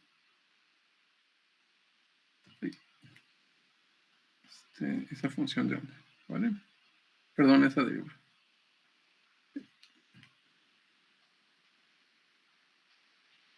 Ahí estamos, ¿no? Si quieren, aquí le ponemos un corchitito.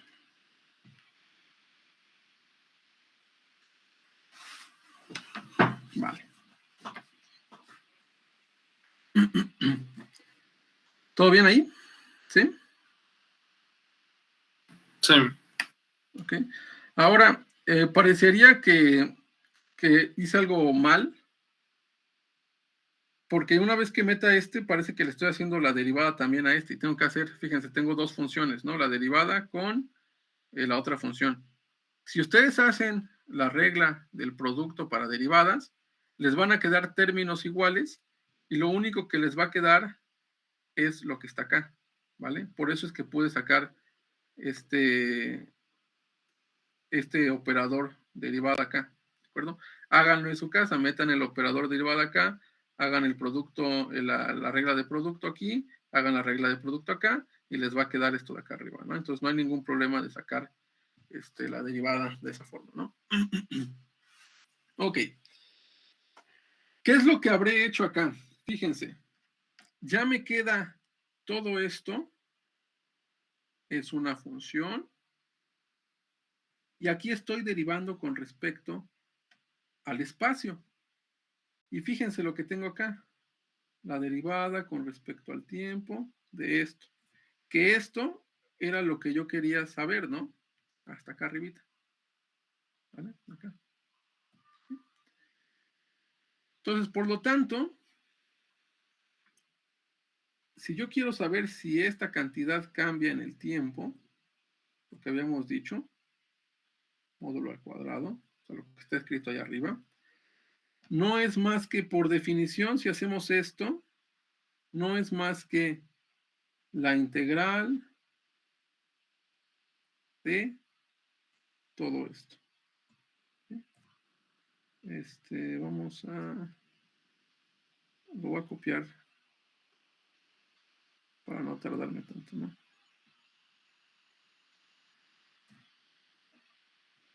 Esto es lo que habíamos obtenido, ¿no? Es integral. Y fíjense, diferencial de x, ¿de acuerdo? Tenemos el teorema fundamental del cálculo. La integral, la operación inversa de derivada y viceversa. ¿Qué quiere decir? Como aquí estoy al espacio y aquí estoy integrando, es ella misma, ¿no? O sea que al final me va a quedar que es I h barra sobre 2m, función compleja conjugada, el cambio de la función de onda con respecto al espacio, función de onda compleja conjugada, cambio con respecto al espacio. Y esto evaluado desde menos infinito a infinito. ¿Ok? Hasta acá llegamos. ¿Vale? ¿Hasta acá alguna duda? ¿No? Entonces ya obtuvimos la integral. Ahora tenemos que ver si eso es igual a 0. ¿Vale? Y para eso nos vamos a ir a una de estas propiedades que están viendo acá,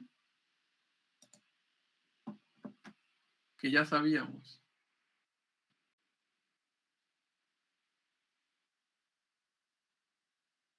Acá. La integral es convergente.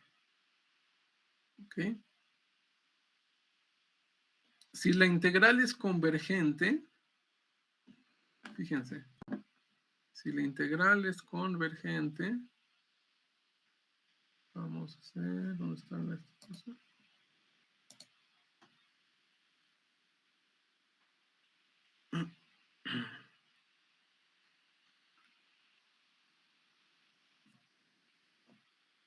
Tengo esta función que se extiende desde menos infinito a infinito. Si saco la integral de esa función, ¿esa integral converge?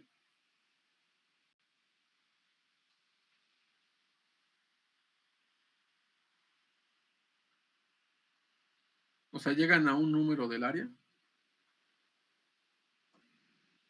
No. No, ¿verdad? Porque el área sería infinita, ¿sí lo ven? ¿De acuerdo?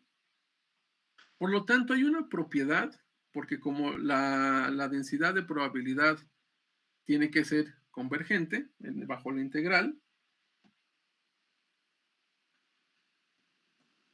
como nuestra densidad de probabilidad es convergente, esto quiere decir que nuestra función de onda a fuerzas tiene que tender a 0 cuando x tiende a infinito y cuando x tiende a menos infinito, ¿vale? Porque si no tiende a 0, nuestra integral se nos va a indefinir. ¿Qué quiere decir? Imagínense que tenemos esta función que sigue, que sigue, que sigue, que sigue, que sigue. Esa no la vamos a poder integrar, ¿están de acuerdo? Y menos cuando le sacamos el cuadrado. Me va a dar una función, un número que cada vez va incrementando, incrementando, incrementando, incrementando. ¿Ok? Como estamos forzando a que nuestra función de onda sea una función cuya integral sea convergente, lo que estamos diciendo es que la función de onda puede tener cualquier forma, puede ser una relación funcional, pero cuando tiende a menos infinito a infinito, tiene que tender a cero para que la integral sea convergente. ¿Se entiende eso?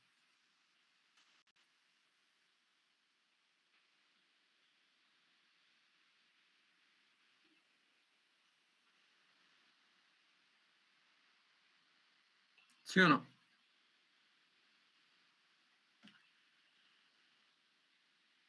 ¿Sí se entiende por qué la función dada tiene que tender a cero para que mi integral sea convergente? Yo no entendí muy bien, profe. Ok. Entonces, fíjense.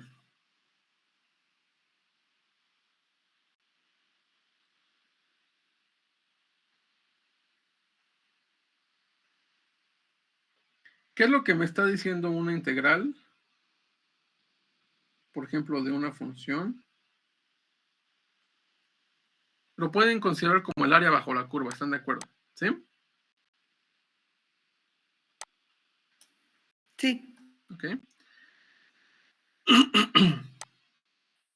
Si esta función, vamos a ver, si esta función, siempre una integral les va a dar un numerito, ¿de acuerdo? Siempre una integral les va a dar un número, que la pueden asociar al área bajo la curva en este caso, por ejemplo, ¿no? Hay veces, o se tienen funciones,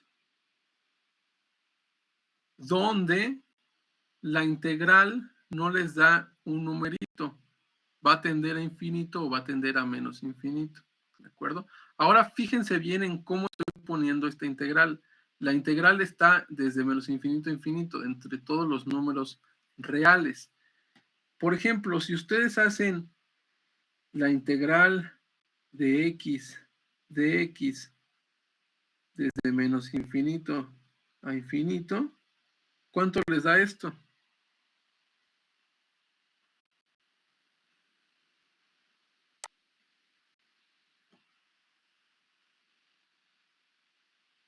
¿Cuál es la integral de x?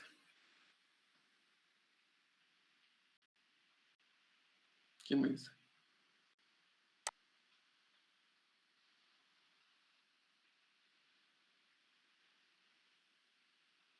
Tendría que dar 0, ¿no? Tendría que ver por cuál es la integral de x. ¿No es x al cuadrado sobre 2 más c? X al cuadrado, ¿no? Más c lo pueden retirar, ¿no? Y eso se evalúa desde menos infinito a infinito, ¿no? ¿Están de acuerdo? Sí. ¿Vale? Y ya después tienen que sacar el límite para cuando x tiene infinito, ¿no? Esta en general me parece que sí tiene que dar 0, porque tienen estas dos partes, ¿no? La parte de acá y la parte de esta. Son igualitas, ¿no?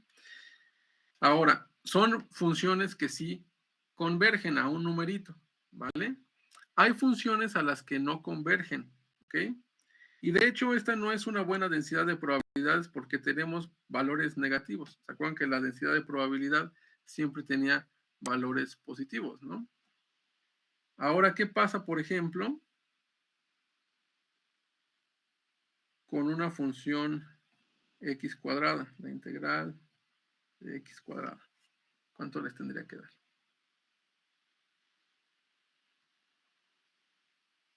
O la integral más sencillo, ¿no? La integral de un número, de 1.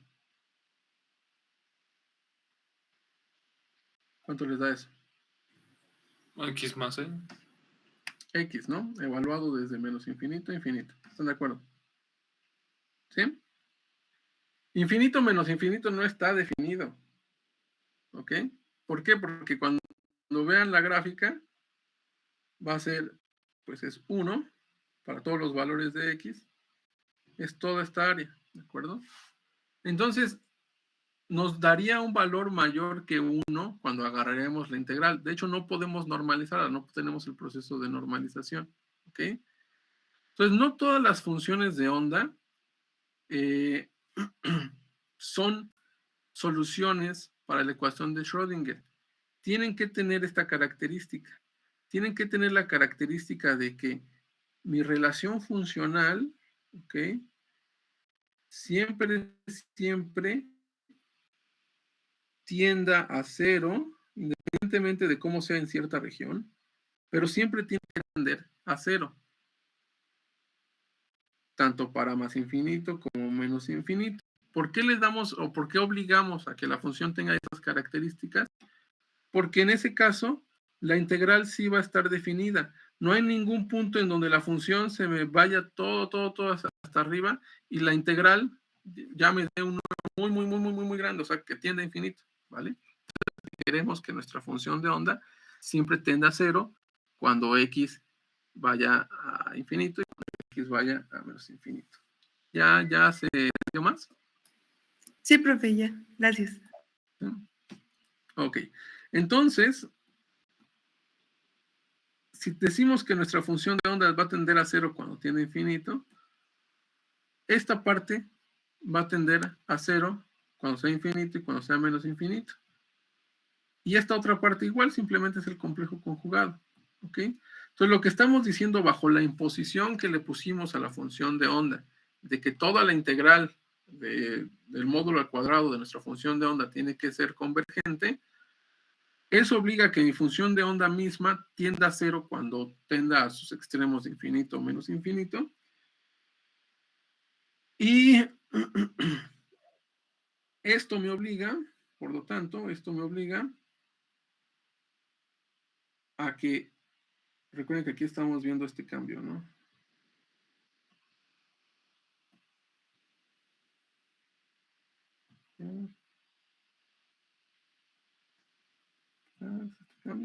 Estamos viendo si ese cambio, si esa cantidad cambia con el tiempo, ¿no? Pegar. Por lo tanto, este cambio es igual a cero. ¿De acuerdo? ¿Qué quiere decir? Que esta es una cantidad constante en el tiempo. ¿Ok? ¿A qué conclusión podemos llegar? Si nuestra función de onda se normaliza en el tiempo cero, permanecerá normalizada a cualquier tiempo. ¿Ok? ¿Por qué? Porque una vez que ustedes, si ya saben que esta cantidad no cambia, porque es constante en el tiempo, si ustedes le meten aquí nuestra constante de normalización, pues una constante por otra constante me da una constante, por lo tanto este cambio también es cero, ¿no? El cambio con respecto al tiempo de esa cantidad. ¿Sí?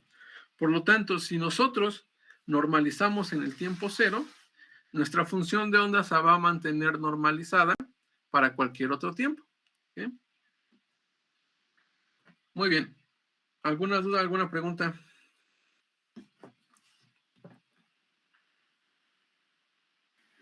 De momento no. Ok.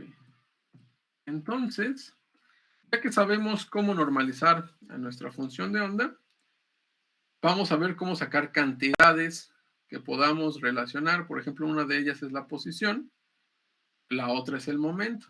¿Ok? Entonces vamos a ver cómo podemos calcular la posición de una partícula. Y hacemos lo mismo que vimos cuando estábamos viendo lo de probabilidad.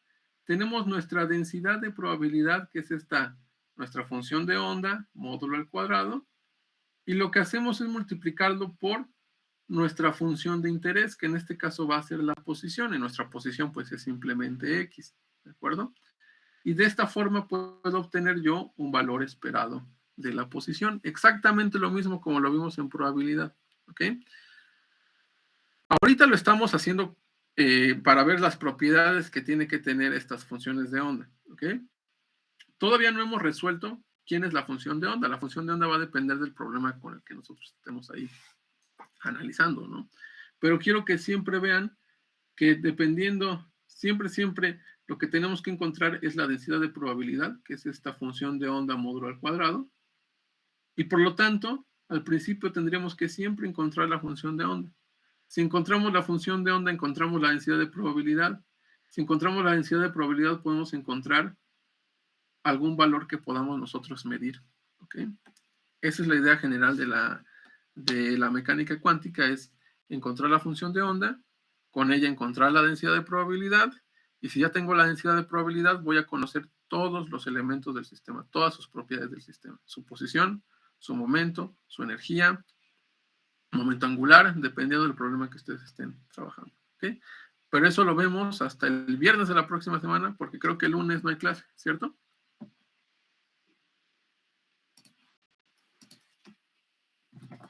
¿Ok? Pues lo vemos el viernes y ahora sí les traigo sus exámenes. Me ocupé esta semana y no pude calificar sus exámenes, pero el viernes ahora sí les doy sus exámenes calificados, ¿vale? Ok, profe. De acuerdo, profesor. Ok, pues nos vemos. Gracias, profe.